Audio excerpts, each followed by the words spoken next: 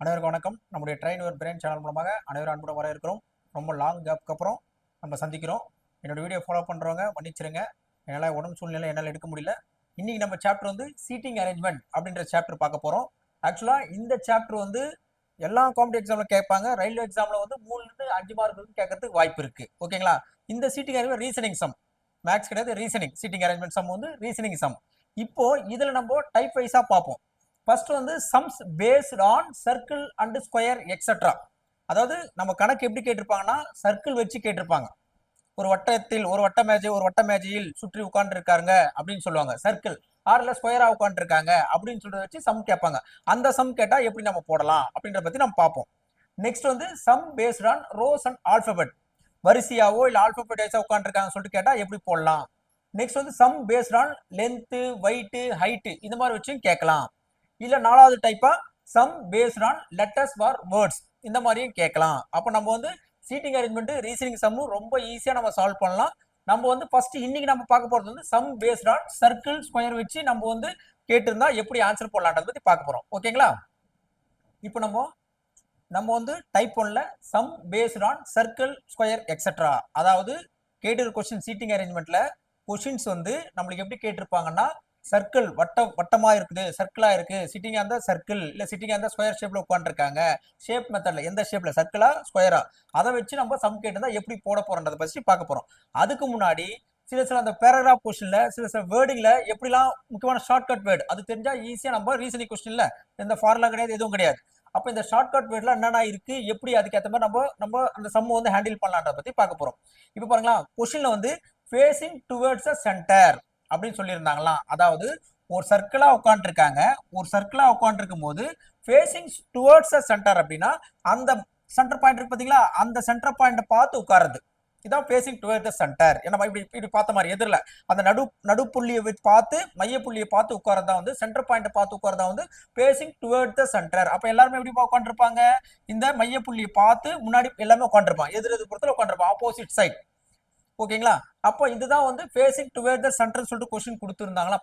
நீங்க லைன்ல படிக்கும் போதே ஃபேசிங் டுவர்ட்ஸா இல்ல அவுட் சைடா ஃபர்ஸ்ட் படிச்சுக்கணும். அப்பதான் அடுத்த லைன்ல வந்து லெஃப்டா ரைட் ஆனபோது அதுக்கேற்ற மாதிரி பாத்துக்கலாம். ஃபர்ஸ்ட் ஒரு கொஸ்டின்ல நல்லா பாருங்க, இந்த பாயிண்ட்ல நான் சொல்லுவேன். 2-3 கொஸ்டின் அப்புறம் உங்களுக்கே ஐடியா வந்துடும் எப்படின்னா ரைட் ஆனது லெஃப்ட்ல சொல்லிட்டு. இப்ப ஃபேசிங் டுவர்ட்ஸ் தி சென்டர் சொல்லிட்டு அந்த பேராகிராஃப் கொடுத்துருந்தாங்கன்னா என்ன மீனிங்னா, அனைவரும் அந்த சேர்ல உட்காந்துருக்கிறவங்க வந்து அந்த மையப்புள்ளி நோக்கி உட்காந்துருக்காங்க, உட்புறமா உட்காந்துருக்காங்க, அவங்கள பார்த்த மாதிரி உட்காந்துருக்காங்க.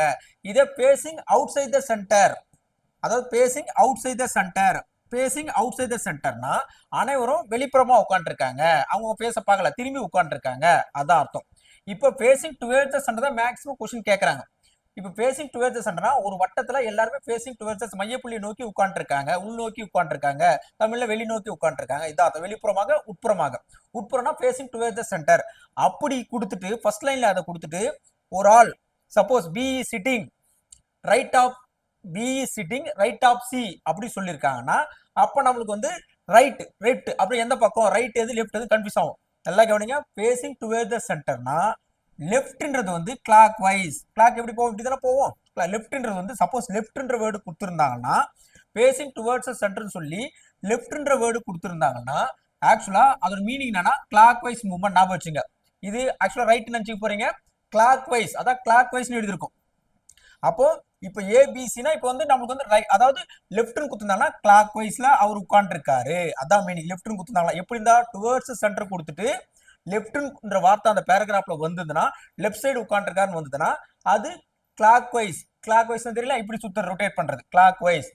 சப்போஸ் இதே பேசிங் டுவர்ட்ஸ் கொடுத்துட்டு ரைட்னு கொடுத்துருந்தாங்கன்னா, ரைட்ன்ற வார்த்தை இருந்ததுன்னா அது வந்து ஆன்டி கிளாக் வைஸ், அதுதான் மீனிங். இப்படி அர்த்தம், இப்படி போயிடும். இது கிளாக் வைஸ்னா லெஃப்ட், ஆன்டி கிளாக் வைஸ்னா அதாவது இந்த பக்கம் வர மாதிரி, அப்ப ஆன்டி கிளாக் வைஸ், கிளாக் இப்படி இப்படி ரொட்டேட் பண்ற மாதிரி. அப்போ இது வந்து ஆன்டி கிளாக் வைஸ்னா ரைட். இந்த வார்த்தை தெரிஞ்சுனா போதும், சம் போட போட உங்களுக்கு ஐடியா வந்துடும். லெஃப்ட்னா ரைட்னா, ஃபேசிங் டுவர்ட்ஸ் தி சென்டர்னா லெஃப்ட்னா கிளாக் வைஸ், இதே ரைட்னா ஆன்டி கிளாக் வைஸ். அவ்வளவுதான். இந்த பாயிண்ட் தெரிஞ்சுனா போதும், சம் போட போட உங்களுக்கு பிராக்டிஸ்ல வந்துடும், ஈஸியா உங்களுக்கு ஐடியா வந்துடும். இதான் லெஃப்ட்னா ரைட்னா, ஃபேசிங் டுவர்ட்ஸ்னா லெஃப்ட்னா இது, ரைட்னா இது, ஐடியா வந்துடும். Suppose facing outside the centre கொடுத்திருந்து லெஃப்ட் கொடுத்திருந்தாங்கன்னா, சப்போஸ் அந்த பக்கம் வெளி பக்கம் திரும்பி உட்காந்துருக்காங்க, அப்படி கொடுத்திருந்தாங்க இதுக்கு ஆப்போசிட், அவ்வளவுதான். அதாவது லெஃப்ட்னா ஆன்டி கிளாக் வைஸ், ரைட்னா கிளாக் வைஸ், இதுக்கு ஆப்போசிட். ரொம்ப கன்ஃபியூஸ் ஆகும்னா இதை மட்டும் ஒன்று தெரிஞ்சுனா போதும், அது ஆப்போசிட் தான் இது. ஃபேசிங் இன்சைட், அதாவது இன்சைட்னா டுவர்ட்ஸ் சென்டர் குத்தானா லெஃப்ட்னு குத்தா அது வந்து கிளாக் வைஸ், ரைட்டு குத்தா ஆன்டி கிளாக் வைஸ். இதுக்கு ஆப்போசிட் தான் அவுட் சைடில் உட்காந்துருந்தா. லெஃப்ட்னா அப்படியே ஆன்டி கிளாக் வைஸா மாறிடும், ரைட்னா கிளாக் வைஸா மாறிடும். நல்ல விஷயம், நான் லெஃப்ட் ரைட் வந்து கிளாக் வைஸ் ஆன்டி கிளாக் சொல்றேன். கிளாக் வைஸ் எப்படி தெரியல, நம்ம ஆட்டோமேட்டிக்கா எப்படி போறதா, ஏன்னா கிளாக் இப்படி தான் சுத்தும், அதான் லெஃப்ட். ரைட்னா ரிவர்ஸ்ல சுத்துது.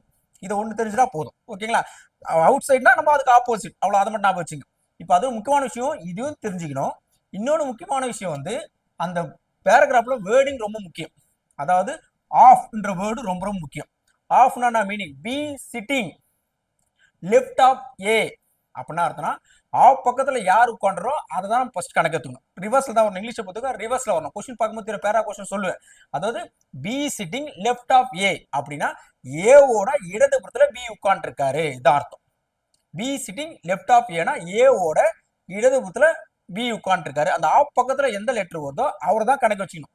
அதை தனியா வச்சுட்டு நம்ம தான் சொல்லிட்டு நினைச்சு அதை போடணும், ஓகேங்களா. Suppose A sitting left of B அப்படி பார்த்தீங்கன்னா பிக்கு லெஃப்ட்ல இவர் உட்காந்துருக்காரு, ரைட்டோ லெஃப்டோ அவங்க என்ன சொல்லணும் அதுதான். இப்போ இந்த ஆஃப்ன்ற வேர்டு ரொம்ப ரொம்ப முக்கியம். இந்த ஆஃப்ன்ற வேர்டு வச்சு தான் நம்ம வந்து சம் வந்து கரெக்டாக புரிஞ்சுட்டு போட முடியும். நெக்ஸ்ட் வந்து பிட்வீன் அப்படி சொல்லுவாங்க. இப்போ சி யாருக்கு யாருக்கு உட்காந்து ஏக்கும் பிக்கும் நடுவில் உட்காந்துருக்காரு, பிட்வீன்ற வேர்டு. பிட்வீன் மீன்ஸ் ரெண்டுத்துக்கு நடுவில், ஏக்கும் பிக்கும் நடுவில் சி உட்காந்துருக்காரு அப்படின்னா பிட்வீன்ற அர்த்தம். நெக்ஸ்ட் வந்து நெய்பர், நெய்பர்னா பக்கத்துல, பக்கத்துல நெய்பர், பக்கத்துல சியோட நெய்பர் பி அப்படின்னா சி பக்கத்துல வந்து யார் உட்காந்துருக்காருன்னா பி உட்காந்துருக்காரு. இந்த மாதிரி நெய்பர், இந்த வேர்டு தான் முக்கியம். ஆஃப்ன்ற வேர்டு, பிட்வீன்ற வேர்டு, நெய்பர்ன்ற வேர்டு. இன்னொரு முக்கியமான விஷயம், இந்த பாயிண்ட்ல நான் எழுதாது வந்து ஆப்போசிட். எல்லாருமே வந்து ஆப்போசிட் தான் உட்காருவாங்க. இப்ப 4 பேர்னா இது இது இது 4 பேர், ஓகேங்களா. 6 பேர்னா இந்த பக்கம் இந்த பக்கம், இதுதான் 6 பேர். 8 பேர்னா இதுதான். திரும்ப பாருங்க, எப்படியும் சர்க்கிள் போடும் போது ஆப்போசிட் தான் போடணும். 4 பேர் இருந்தா 4 பேர் உட்காந்துருக்கானா 1 2 3 4, இது ஆப்போசிட். முக்கியமான பாயிண்ட் இது. இது 6 பேர் இருந்தா இங்க ஒருத்தர் இங்க ஒருத்தர், எங்க உட்காந்துறதுல இந்த ஆப்போசிட் சைட் சொல்றேன். இங்க ஒருத்தர் இங்க ஒருத்தர். 8 பேர் இருந்தா இங்க ஒன்று இங்க ஒன்று. மேக்ஸிமம் கொஸ்டின் 5க்கு மேலதான் கேட்பாங்க. 5 பேர் 6 பேர் 7 பேர் 8 பேர் இதான் கொஸ்டின் கேட்பாங்க. அப்ப நீங்க சிட்டிங் உட்கார வைக்கிறதா எப்படி உட்கார வைக்கணும்னா 4 பேர் ஃபர்ஸ்ட் நீங்க ஒரு ரவுண்டு போட்டு 4 பேர் ஃபர்ஸ்ட் போட்டுடணும். அப்புறம் 5 பேர் தான் உட்காந்துருக்காங்கன்னா 5வது ஆள் எங்க வரான்னு சொல்லி கொஸ்டின்ல பேராகிராஃப் படிக்கணும். படிக்கும்போது எங்க இந்த இடத்துல ஒரு வரா இல்லை இங்க ஒரு இப்படிதான் தெரியும். 6 பேர் வந்தா கண்டிப்பா இங்க ஒருத்தர் உட்கார்ந்தாருன்னா டைரக்டா இன்னொருத்தர் இங்க தான் வருவார். அதுக்கேற்ற மாதிரி தான். 8 பேர்னா டைரக்டா இதுக்கு ஆப்போசிட், அதாவது ஆப்போசிட் சைடு நீங்க வந்து போடணும், இதான் மீனிங். அது முக்கியமான பாயிண்ட், ஓகேங்களா. இப்போ இந்த 3 விஷயம் தெரிஞ்சிச்சுன்னா எந்த கொஸ்டின் கேட்டாலும் நம்ம ஈஸியா போடலாம். திரும்ப சொல்றேன் பாருங்க. அதாவது நம்ம பாக்குறது கணக்கு வந்து சீட்டிங் அரேஞ்ச்மெண்ட்ல சர்க்கிள் பேஸ் ஸ்கொயர் பேஸ் கேட்டா எப்படி போடலாம். ரீசனிங்கை பொறுத்த வரைக்கும் இதெல்லாம் ஈஸி, எந்த ஃபார்முலா கிடையாதுங்க. மற்றலாம் நீங்க ஃபார்முலா ஞாபகம் வச்சுக்கணும். இது வந்து பேராகிராஃப் பார்த்துட்டு அப்படியே ஆன்சர் போட வேண்டியதான்.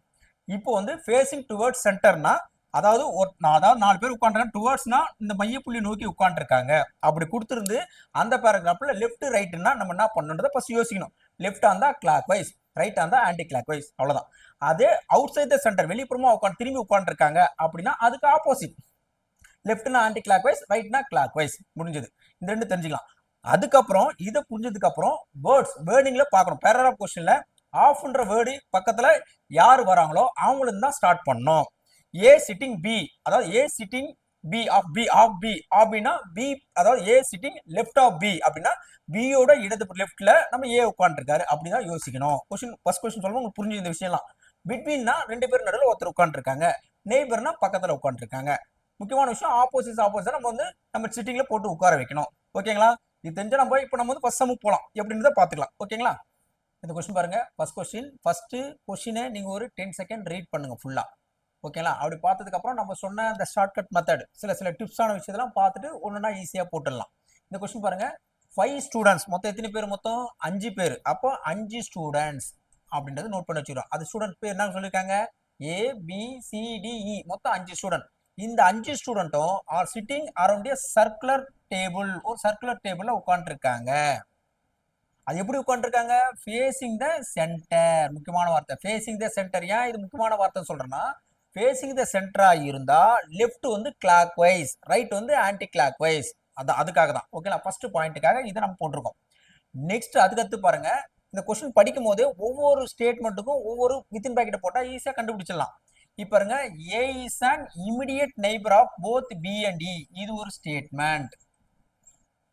ஓகேங்களா? அதாவது என்ன சொல்லியிருக்காங்கன்னா ஏ இஸ் அண்ட் ஏன்றவர் வந்து இமிடியேட் பக்கத்து இமிடியேட் நெய்பர்னா சொல்லிருப்போம் பக்கத்துல. ஏன்றவர் வந்து பிக்கும் இக்கும் பக்கத்துல இருக்காரு. ஏன்றவர் பிக்கும் இக்கும் பக்கத்துல, அதாவது பிட்வீன் பதில் இப்படி சொல்லியிருக்காங்க. அது ஏன்றது வந்து பிக்கும் இக்கும் நடுவில் இருக்கான்ற போது நெய்பர் பக்கத்துல. ஏன்னா உங்களுக்கு ஏ இப்ப நம்ம ஏவை போட்டு பி பக்கத்துல அப்படி போட முடியாது. அப்ப ஏக்கு பக்கத்துல பியும் இருக்காரு, ஏக்கு பக்கத்துல ஈயும் இருக்காரு, பக்கத்துல இருக்காங்க இந்த வார்த்தை. Next C is sitting to the immediate right of D. அதாவது வேர்டிங் பாருங்க, ஆஃப் பக்கத்துல இருந்தா நம்ம இங்கிலீஷ்ல இப்படி படிப்போம். ஆனா இங்க போடும் போது ஆஃப் பக்கத்துல என்ன லெட்டர் இருக்குதோ அதை தான் புரிஞ்சுக்கணும். அதாவது டியோட வலது புறத்துல, ரைட் ஆஃப் டியோட வலது புறத்துல யார் உட்காந்துருக்காங்க? சி உட்காந்துருக்காங்க. இதான் மீனிங். அந்த ஆஃப் பக்கத்துல என்ன லெட்டர் இருக்கோ, யார் இருக்காங்களோ அவங்கள இருந்தா ஸ்டார்ட் பண்ணணும். அவங்களும் தான் வலது இடதுன்றத புரிய வைக்கணும். ஓகேங்களா? அப்ப நம்ம வந்து டி, அதாவது ரைட் ஆஃப் டின்னு சொல்லும் போது இங்க என்ன பண்ணனா டியோட வலது புறத்துல சி உட்காந்துருக்காரு. இதுதான் இதோட மீனிங். நெக்ஸ்ட் அதுக்கு வந்து B is sitting to the immediate right of C. இதோட மீனிங் பாருங்க. அதே மாதிரிதான் ஆஃப் பக்கத்துல யார் இருக்கோ, எந்த லெட்டர் இருக்கோ, யார் இருக்காங்களோ அங்க தான் ஸ்டார்ட் பண்ணணும். அப்போ ஆஃப் பக்கத்துல சி இருக்கு. அப்ப சியோட ரைட், அதாவது ரைட் இமிடியேட் சொல்லிருக்காங்க பாத்தீங்களா, ரைட்னு சொல்லிருக்காங்க. அப்ப சியோட வலது புறத்துல யார் இருக்காங்க? பி உட்கார்ந்து இருக்காங்க. இதுதான் மீனிங். அப்படி இருந்தா who is an immediate neighbor of C and E? அப்ப சிக்கும் ஈக்கும் யாரு பக்கத்துல உட்கார்ந்து இருப்பாங்க? சிக்கு ஈக்கு உட்கார்ந்து இருக்கிற பக்கத்துல ஆள் யாரு? அவங்க யாரு? அந்த லெட்டர் யாரு? இதான் கொஸ்டின். ஓகேங்களா? இப்போ ஃபர்ஸ்ட் கொஸ்டினா இருந்தனால ஏதோ படிக்கிறோம், ஏதோ எந்த சென்டிமெண்ட் மட்டும் தெரிஞ்சுப்போம். ஆனா இது வந்து எப்படி போன ஐடியா வந்துச்சுன்னா செகண்ட் கொஸ்டின் நீங்களே போட ஆரம்பிச்சிடும், ஈஸியா இருக்கும். இப்ப பாருங்க, ஃபர்ஸ்ட் வந்து ரைட்டா லெஃப்ட்டுக்காக இதை பாத்துறோம், ஃபேசிங் த சென்டர். அப்ப நம்ம வந்து ரைட் வந்து எந்த பக்கம் வரும்? லெஃப்ட். அந்த லெஃப்ட்னா எந்த பக்கம், ரைட்னா எந்த பக்கம் தெரியும். லெஃப்ட்னா கிளாக் வைஸ், ரைட்னா ஆன்டி கிளாக் வைஸ். இது ஃபர்ஸ்ட். இப்போ மொத்தம் 5 பேரா இருக்கிறதுனால ஃபர்ஸ்ட் போடும்போது ஒரு வட்டம் வரைஞ்சிட்டு, சர்க்குலர் சொல்லியிருக்காங்க, ஒரு வட்டம் வரைஞ்சிட்டு நம்ம என்ன பண்றோம், இங்க ஃபேசிங் கரெக்ட் ஆப்போசிட் சைட் 4 கூட போட்டுங்க. ஓகேங்களா? 5வது ஆள் இங்கே வரலாம், இல்ல இங்கேயும் வரலாம், இங்கேயும் வரலாம், இங்கேயும் வரலாம். அது நம்மளுக்கு தெரியாது, என்னன்னு பார்த்துப்போம். இப்போ first A is an immediate neighbour of B and E அப்படின்னு சொல்லியிருக்காங்க. ஏன்றது வந்து பிக்கு ஈக்கு பக்கத்துல உட்கார்ந்துருக்காரு அப்படின்னு சொல்றாங்க. அப்ப நம்ம சீட் போட்டு உட்கார வைக்கணும். அதாவது ஏன்றவரை இங்க உட்கார வச்சோம்னா, அசியூம் பண்ணிப்போம், ஏன்றது இங்க சீட் போட்டு உட்கார வச்சோம்னா, அப்ப பின்றவர் இங்க இருப்பாங்க. ஓகேங்களா? பின்றவர் இங்க இருப்பாங்க. அதனால அர்த்தம் பிக்கும் ஈக்கும் நடுவில் ஏன்றவர் உட்கார்ந்து இருக்காரு. அப்போ பின்றவங்க இங்க இருப்பாங்க, ஈன்றவங்க இங்க இருப்பாங்க. இதுதான் மீனிங். ஓகேங்களா? அதாவது ஏக்கு நடுவுல பி அண்ட், அதாவது ஏன்ற நடுவில் இருக்காரு, பி அண்ட் டி உட்கார்ந்து இருக்காங்க. நெக்ஸ்ட் அதுக்கப்புறம் பாருங்க, C is sitting to the immediate right of D. இதோட மீனிங் பாருங்க, ஆஃப் டி அப்படின்னும் போது இங்க இருந்தா ரிவர்ஸ்ல வரணும். டியோட வலது புறத்துல, டியோட வலது புறத்துல யார் உட்கார்ந்துருக்காங்களா? சி உட்கார்ந்துருக்காங்க அப்படின்னு சொல்லியிருக்காங்க. அப்ப நம்ம வந்து டியோட வலது புறத்துல சி உட்கார்ந்துருக்காங்கன்னா இப்ப நம்ம டியை இங்க போடுறோம். ஓகேங்களா? டியோட வலது புறத்துல, டியோட வலது புறத்தை, அதான் டியோட வலதுபுறம் சி உட்கார்ந்துருக்காங்க. அப்ப வலதுபுறம் வரும்போது டி, அப்ப இது இந்த பக்கம் வர்றது இடதுபுறம், இது வலதுபுறம், அதாவது லெஃப்ட், இது ரைட். ஓகேங்களா? அப்ப டியோட வலதுபுறம்னா ரைட்னா இந்த பக்கம் தான் ஆன்டி கிளாக் வைஸ். அப்ப சியை இங்க போடுறோம். அந்த மீனிங் கரெக்டா செட் ஆகும். டியோட வலதுபுறத்துல சி உட்கார்ந்துருக்காரு அப்படின்றதுக்காக இந்த மீனிங். அதாவது டியோட வலதுபுறத்துல சி உட்கார்ந்துருக்காரு. இப்ப சப்போஸ் டியோட லெஃப்ட் ஆஃப் டின்னு கொடுத்துருந்தாங்களா, டியோட இடதுபுறம்னா இந்த சி இங்க போட்டுக்க மாட்டோம், இங்க போட்டிருப்போம். இடதுபுறம்னா இப்படி போவோம் கிளாக் வைஸ், வலதுபுறம்னா ஆன்டி கிளாக் வைஸ். அதனால தான் டி இங்க போட்டு சி இங்க போடுறோம். ஓகேங்களா? Next B is sitting to the immediate right of C. அதாவது ஆஃப் பக்கத்துல வேர்டு தான் கவனிக்கணும்னு சொல்லியிருக்கு. B is sitting to the immediate right of C. எப்பவுமே ஆஃப் பக்கத்துல என்ன லெட்டர் வருதோ அதுல இருந்தா நம்ம ஸ்டேட்மெண்ட்டை கொண்டு போகணும். அப்போ ஆஃப் பக்கத்துல சி வருது, சின்றவர் இருக்காரு. அப்ப வேர்டிங் எப்படி? சியோட வலது புறத்துல பி உட்கார்ந்து இருக்காங்க. அப்ப நம்ம என்ன பண்றோம், சியை இங்க பிளேஸ் பண்ணிட்டோம். ஏன்னா போன லைனுக்கு வந்து இந்த சி கரெக்டா இந்த இடத்துல ஸ்பேஸ் ஆயிடுச்சு. இப்ப சியோட வலது புறணும் போது நம்மளுக்கு ஆன்டி கிளாக், அதாவது ஃபேசிங் டு சென்டர் போது ஆன்டி கிளாக் வைஸ். அப்ப இப்படிதான் போனோம். இங்க பார்க்கும்போது இ உட்காந்துருக்காங்க. எப்படி இந்த இ போட்டுறது ஃபர்ஸ்ட் கவனிங்க. இது பாசிபிள், அதாவது இருக்கலாம். மேபி ஃபர்ஸ்ட் லைன் பாருங்க, A is an immediate neighbour of E B and E அப்படின்னு சொல்லிருக்காங்க. நம்ம என்ன பண்ண போடும் போது இங்க பி போட்டு இங்க இ போட்டோம். இப்ப சப்போஸ் இந்த இடத்துல இந்த ஸ்டேட்மெண்ட், இப்ப இந்த ஸ்டேட்மெண்ட் 4வது ஸ்டேட்மெண்ட் கரெக்டா வரல, இங்க இ போட்டுக்கலாம், இங்க பி போட்டுக்கலாம். அதனால ஸ்டேட்மெண்ட் ஒன்றும் மாற போறது இல்ல. ஓகேங்களா? ஏன்னா இது பாசிபிள் ஸ்டேட்மெண்ட், இருக்கலாம் இல்லாம இருக்கலாம். ஃபர்ஸ்ட் லைன்ல ஏன்னா ஏ நடுவுல போட்டோம், நெய்பர்ன்றது இப்படியே உட்காந்துருக்கலாம், அப்படியே உட்காந்துருக்கலாம். அப்ப நான் என்ன பண்றேன், ஃபர்ஸ்ட் போடும்போது பி அண்ட் இன்னு போட்டோம். ஆனா அடுத்த ஸ்டேட்மெண்ட் போடும்போது B is sitting is immediate right of C, சியோட வலதுபுறத்துல பின்னு வரும்போது நம்ம வந்து இந்த இடத்துல ஈன்னு போட்டிருந்தோம் அந்த பிரகாரம். இப்ப இது போடுறதுனால ஸ்டேட்மெண்ட் அதே பிரகாரம் தான் வரும், மாற போறது இல்ல. ஆனா இந்த 4வது ஸ்டேட்மெண்ட் கரெக்டா செட் ஆகும். B is sitting of the immediate right of C, சியோட வலதுபுறத்துல பி இருக்காரு. அப்ப சியோட வலதுல பி இருக்காரு, கரெக்டா செட் ஆயிடுச்சு. ஃபர்ஸ்ட் ஸ்டேட்மெண்ட்டும் ராங் வரல. ஃபர்ஸ்ட் ஸ்டேட்மெண்ட் என்ன சொல்லிருக்காங்க, A is on immediate neighbour of both B and E. அதுவும் மாதிரி ஏவோட அத வலதுபுறம் இடதுபுறம் சொல்ல, இமிடியேட் நெய்பர் பக்கத்து பக்கத்துல இருக்கிறவங்க வந்து பி நம்ம மேல பி போட்டோம், இங்க இ போட்டோம். இப்போ இந்த 4வது ஸ்டேட்மெண்ட் செட் ஆகாதனால நம்ம மாத்தி போடுறோம், அதனால ஸ்டேட்மெண்ட் பாதிக்கப்படல. அப்ப இதை போட்டுரும். இதை எல்லாம் கொடுத்து வச்சு போட்டுட்டு இப்ப கொஸ்டின் என்ன கேட்டிருக்காங்க அப்படின்னா, who is an immediate neighbor of C and E, இதான் கொஸ்டின் கேட்டிருக்காங்க. அதாவது who is an immediate neighbor of C and E, C-க்கும் E-க்கும் immediate neighbor யாரு அப்படின்னு கேட்டிருக்காங்க. சியோட அதாவது சின்றது இருக்கும், இந்த ஈன்றவருக்கும் யார் இமிடியேட் நெய்பர், ஏ வரமாட்டாங்க, இவங்களும் பி வரமாட்டாங்க. இமிடியேட் நெய்பர்னு பார்க்கும்போது டின்றவர் தான் ஆன்சர். அப்ப ஆன்சர் வந்து டி. அவ்வளவுதாங்க, ரொம்ப ஈஸிங்க. கொஸ்டின் நீங்க படிச்சு பாருங்க. என்ன சொல்லிருக்காங்க, ஃபர்ஸ்ட் வந்து ஃபேசிங் த டுவர்ட்ஸ், ஃபேசிங் த சென்ட்ரான்னு பாருங்க, ஏன்னா லெஃப்ட் ரைட் புரியறதுக்காக. அப்புறம் ஸ்டேட்மெண்ட்டை படிங்க. சில பாசிபிள் மேபி இது இருக்கலாம் இல்லாம இருக்கலாம்ன்ற மாதிரி ஒரு லைன் வரும், அதான் first line. First line A is on immediate neighbour of both B and D, இங்கேயும் பி போடலாம், இங்கேயும் இ போடலாம், மாத்தி மாத்தி போடலாம், இப்படி பக்கத்து பக்கத்து தான். அந்த ஸ்டேட்மெண்ட் கரெக்டா செட் ஆயிடுச்சுன்னா இந்த இவி போட்டு அப்படியே மாற்றலாம் வந்துருக்கலாம். நம்ம 3வது ஸ்டேட்மெண்ட்ல B sitting the immediate right of சின்னு வந்தனால சியோட வலதுபுறத்துல பி உட்காந்துரும், மாத்தி போடுறோம். ஓகேங்களா, முக்கியமான வார்த்தை வந்து இந்த ஃபேசிங் த சென்ட்ரான்னு பாருங்க. ஆஃப் பக்கத்துல யார் இருக்கிறோம் அங்க இருந்து வலதுபுறமா இடதுபுறம்னு பாருங்க. அதை பார்த்தாவே இந்த ஈஸியா நம்ம ஆன்சர் கண்டுபிடிச்சிடலாம். ஓகேங்களா, இப்ப பாருங்க, ஃபர்ஸ்ட் கொஸ்டினோட செகண்ட் கொஸ்டின் கொஞ்சம் அதோட கொஞ்சம் எக்ஸ்ட்ரா புரிஞ்ச மாதிரி இருக்கும். ஏன்னா ஃபர்ஸ்ட் கொஸ்டின் பார்க்கும்போது ஃபர்ஸ்ட் டைம் பார்க்கறதுனால இந்த ஆஃப்ன்ற வேர்டு எப்படி, அப்புறம் ஃபேசிங் சென்டர் எப்படின்றது கொஞ்சம் இதுவாக இருக்கும். செகண்ட் கொஸ்டின் பாருங்க, அது அதோட எக்ஸ்ட்ரா ஸ்டெப் புரிஞ்சிருக்கணும், கண்டிப்பா புரியணும். ஓகேங்களா, இப்போ வந்து இதுல பாருங்க R S T U V and W, இங்க வந்து 6 பேர். போனாட்டி சம் வந்து 5 பேர் பார்த்தோம், இந்த வாட்டி 6 பேர், 6 cousin sitting around a circular table facing the centre. இந்த 6 பேரும் சர்க்குலர், முக்கியமான விஷயம் வந்து எந்த ஷேப்னா சர்க்குலர். நம்மளுக்கு தேவையான விஷயம் மட்டும் நம்ம அண்டர்லைன் பண்ணி அது பிரகாரம் நம்ம சம்மு போடுவோம். ஓகேங்களா, சர்க்குலர் ஃபேசிங் த டுவர்ட்ஸ், அதாவது ஃபேசிங் த சென்டர் அப்படின்னு சொல்லியிருக்காங்க. அப்போ வந்து ரைட்டு அதாவது லெஃப்ட் ரைட்லாம் எப்படி வரும் அப்படின்னு பார்க்கும்போது ஃபேசிங் த சென்டர்னா டுவர்ட்ஸ் சென்டர்னும் போது மையப்புள்ளி நோக்கி உட்காந்துருக்காங்க அப்படின்னும் போது லெஃப்ட்ன்றது கிளாக் வைஸ், ரைட்ன்றது ஆன்டி கிளாக் வைஸ். ஏன் திரும்ப சொல்றேன்னா அது ஞாபகம் வச்சுக்கணும். ஃபேசிங் த சென்டர் தான் மேக்ஸிமம் கொஸ்டின் கேட்பாங்க. அப்படி கேட்டானா லெஃப்ட் அப்படின்னு சொன்னாங்கன்னா கிளாக் வைஸ்ல மூவ் பண்ணணும், ரைட் அப்படின்னு சொன்னா ஆன்டி கிளாக் வைஸ்ல மூவ் பண்ணணும். அவ்வளவுதான் விஷயம். இது ஃபர்ஸ்ட் பாயிண்ட் போட்டோம். எப்பவுமே சம் போடும்போது ஃபர்ஸ்ட் நீங்க ஃபுல்லா படிச்சிருங்க. நான் படிக்காம இதை போட்டிருக்கேன், ஃபுல்லா படிச்சிருங்க. படிச்சதுக்கு அப்புறம் ஃபேசிங் த சென்டரா அப்படின்னு பாருங்க, ஏன்னா ரைட் லெஃப்ட்டுக்காக. அதுக்கு ஒரு பாயிண்டா பாருங்க. ஒவ்வொரு ஸ்டேட்மெண்ட்லயும் ஒவ்வொரு பாயிண்ட்டும் படிக்கும் போது உங்களுக்கு வந்து சிலது பாசிபிள் மேபி, போன சம்பள பாருங்க இஎன்பி மாத்தி போட்ட பாருங்க, அந்த மாதிரி இருக்கலாம். ஏன்னா அடுத்த ஸ்டேட்மெண்ட் பார்க்கும்போது தான் ஃபர்ஸ்ட் ஸ்டேட்மெண்ட் கொஞ்சம் மாத்தி போடுற மாதிரி இருக்கும். மேபி போடலாம், இவங்க இங்க உட்காந்துருக்கலாம், இல்ல மாறியே உட்காந்துருக்கலாம். இப்போ போன சம்பளம் நெய்பர் பார்க்கும்போது மாத்தி மாத்தி ஒரு நெய்பர் தான், பிஎன்டி நெய்பர் தான், மாறி மாறியோட உட்காரலாம். அதே மாதிரி இந்த சம்பளம் இருக்கான்னு ஃபர்ஸ்ட் பாருங்க. ஏதாவது பாசிபிள் கொஸ்டின் மேபி இருக்கலாம், மாத்தி உட்காரலாம் அப்படின்ற மாதிரி இருக்குதான்னு பார்த்துட்டு அதை ஃபர்ஸ்ட் அப்படின்னா அதை விட்டுட்டு மற்ற ஸ்டேட்மெண்ட்டை நம்ம ஃபில் பண்ணிட்டே இருக்கலாம். ஓகேங்களா, இப்போ இதை பாருங்க, ஃபர்ஸ்ட் லைன் பாருங்க என்ன சொல்லிருக்காங்கன்னா, U is seated second to the right of S அப்படின்னு சொல்லிருக்காங்க. யூன்றவங்க எப்படி என்ன பண்ண, U is seated second to the right of S. எப்பவுமே இந்த ஸ்டேட்மெண்ட்டை படிச்சு அடுத்த செகண்டே உங்களுக்கு என்ன போறேன்னா, ஹாஃப் பக்கத்துல யார் இருக்காங்களோ அங்க இருந்தா நம்ம ஸ்டார்ட் பண்ணோம். ஓகேங்களா, எப்பவுமே அந்த பாயிண்ட் மறந்துடாதீங்க. ஹாஃப் பக்கத்துல யார் இருக்காங்களோ அங்க இருந்தா நம்ம ஸ்டார்ட் பண்ணோம்.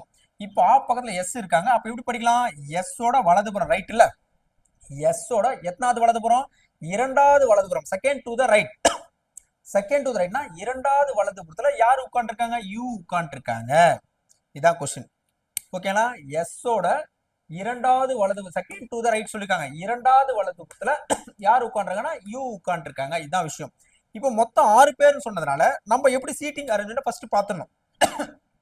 1 2 3 4 இதை போட்டுறோம்.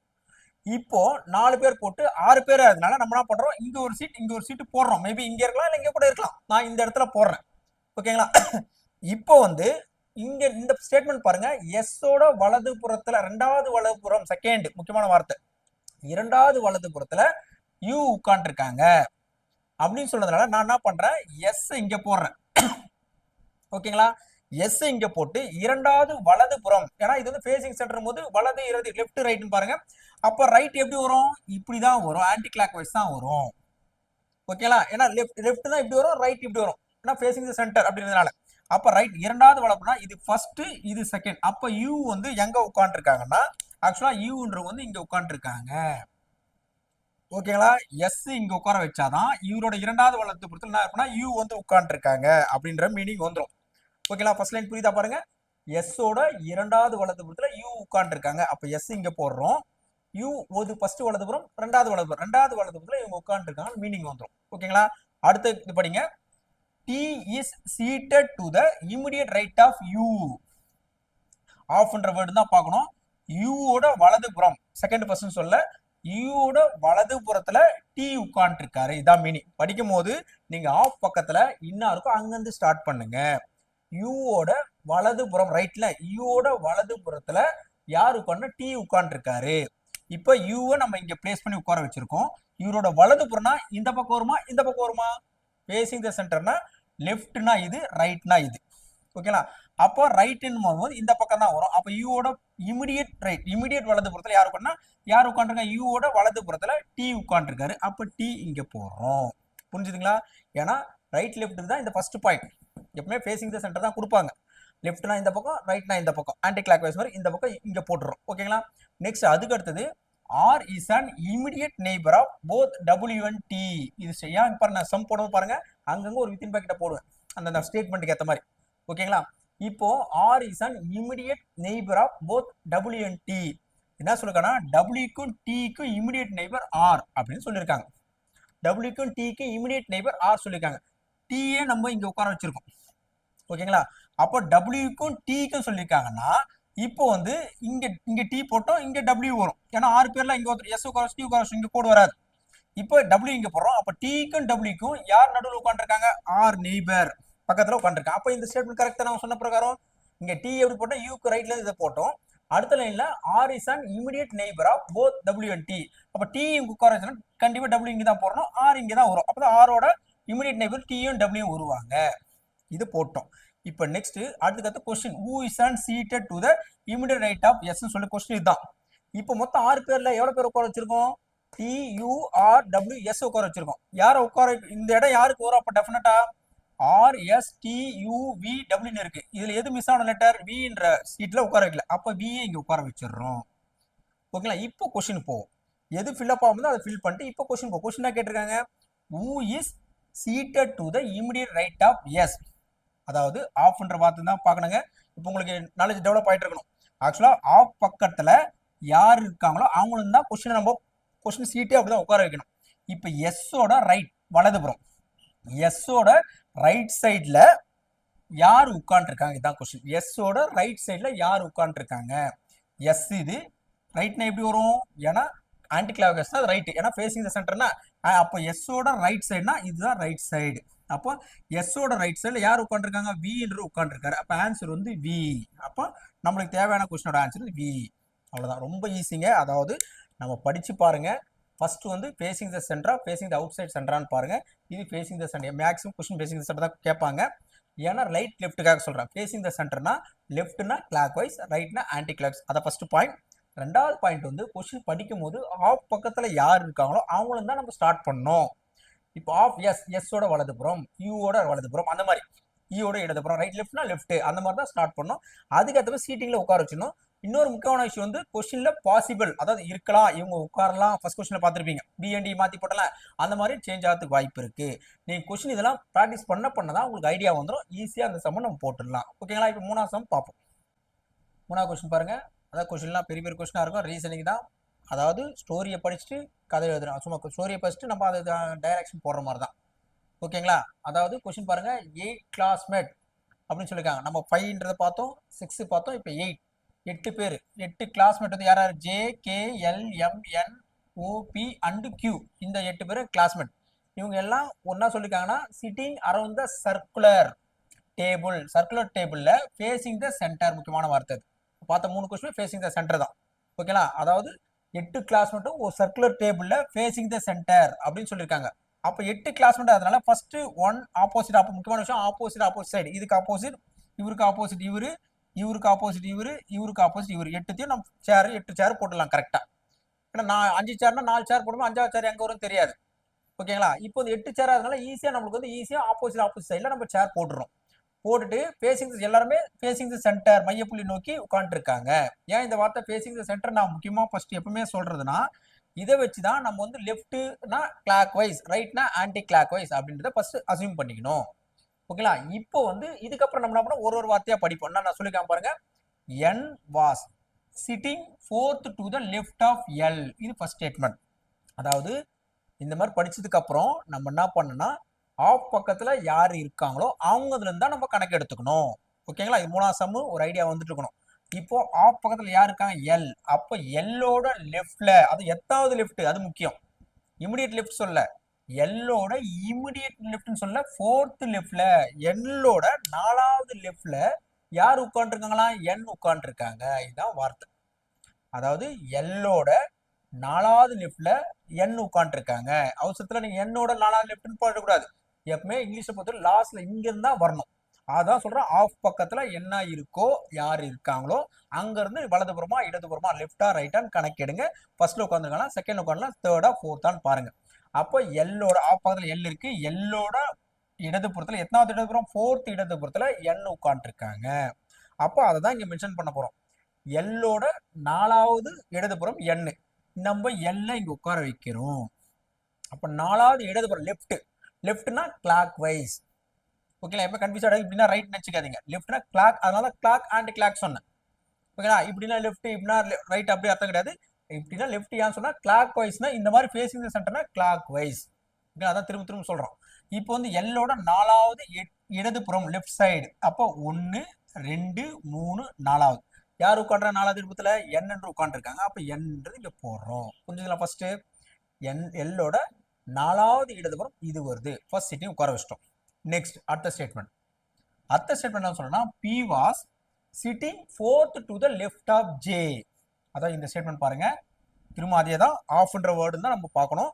இப்போ ஆஃப் பக்கத்துல J இருக்கு, ஜேவோட இடதுபுறத்துல எத்தனாவது இடதுபுறம்? 4வது இடதுபுறத்துல Pன்றவும் உட்காந்துருக்காங்க. இதான் மீனிங். அப்ப ஜேவோட இடதுபுறம் லெஃப்ட் சைடு, எத்தனாவது லெஃப்ட் சைடு? ஃபோர்த் லெஃப்ட் சைடுல Pன்றவர் உட்காந்துருக்காங்க. அப்ப நம்ம என்ன பண்றோம், இந்த இடத்துல Jன்றதை போடுறோம். இதுல இருந்து 4வது லெஃப்ட் சைடு இந்த பக்கம் தானே, 1 2 3 4வது லெஃப்ட் இதுல வந்து Pன்ற உட்காந்துருக்காங்க. இதையும் உட்கார வச்சிட்டோம். புரியுதுங்களா? ஃபர்ஸ்ட் எல்லோட 4வது இடம் என், ஜேவோட 4வது இடம், அதான் லெஃப்ட் சைடு இந்த பக்கம் வரும். இதை போட்டோம். நெக்ஸ்ட் பாருங்க, O was sitting to the right of N. என்ன மீனிங் இதுக்கு? ஆஃப் இங்க அங்க கொண்டு வரணும். என்னோட ரைட் சைட்ல யார் உட்காந்துருக்காங்க? ஓ உட்காந்துருக்காங்க. என்னோட ரைட் சைட்ல அதாவது என்னோட ரைட் சைட்ல ஓ உட்காந்துருக்காங்க. இப்ப என் இது ரைட் சைடு எப்படி வரும்? இப்படி வருமா இப்படி வருமா? ஃபேசிங் தி சென்டர்னா இப்படி, அதாவது லெஃப்ட் சைடு தான் கிளாக் வைஸ், ஆன்டி கிளாக் வைஸ்னா ரைட் சைடு. அப்ப என்னோட ரைட் சைடுனா இப்படி வரும். அப்ப என்னோட ரைட் சைடு யார் உட்காந்துருக்காங்க? ஓ உட்காந்துருக்காங்க. இந்த ஓன்றத போடுறோம். ஓகேங்களா?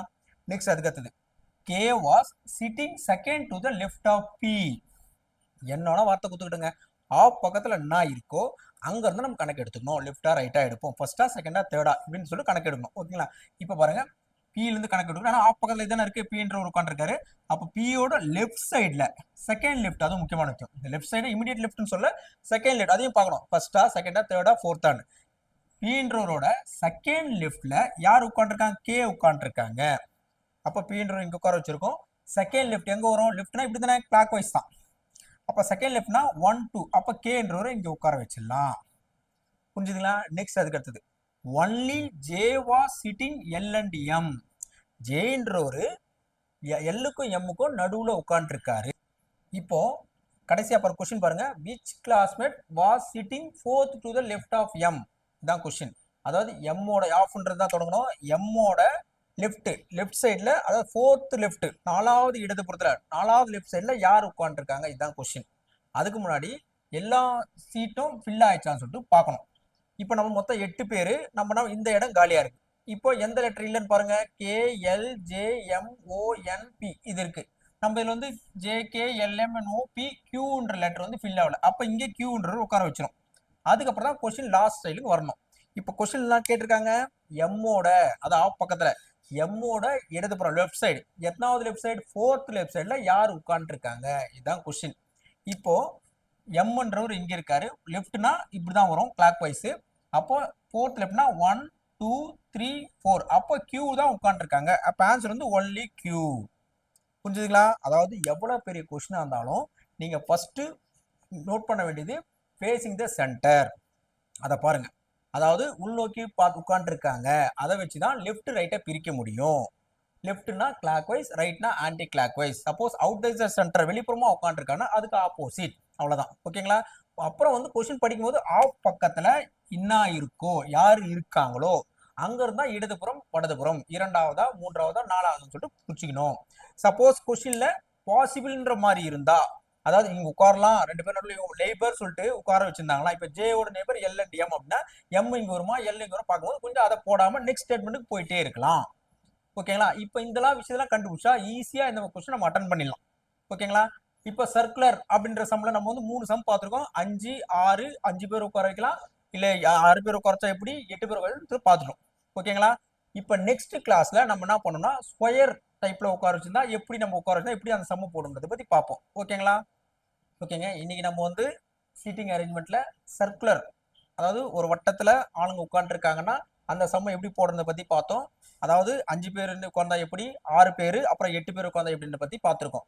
நான் இந்த சம்மோட கொஸ்டின்ஸ் நீங்க போட்டு ப்ராக்டிஸ் பண்றதுக்காக கொஸ்டின் வந்து டிஸ்கிரிப்ஷன்ல போடுறேன், தயவு செய்து அதை நீங்க போட்டு ஆன்சரை கமெண்ட் பண்ணுங்க. ஓகேங்களா? நீங்க இந்த மாதிரி சம்மு வந்து நான் சம்மு 10 சம் 20 சம்மு எடுக்கலாம், ஆனா நீங்க அதை சொந்தமா படிச்சு என்ன விஷயம் பார்த்து நீங்க போட்டு பார்த்தாதான் உங்களுக்கு ஆன்சர் வரும். தப்புனாலும் எங்க தப்பு பண்ணிருக்குன்னு சொல்லிட்டு புரிஞ்சுக்க முடியும்.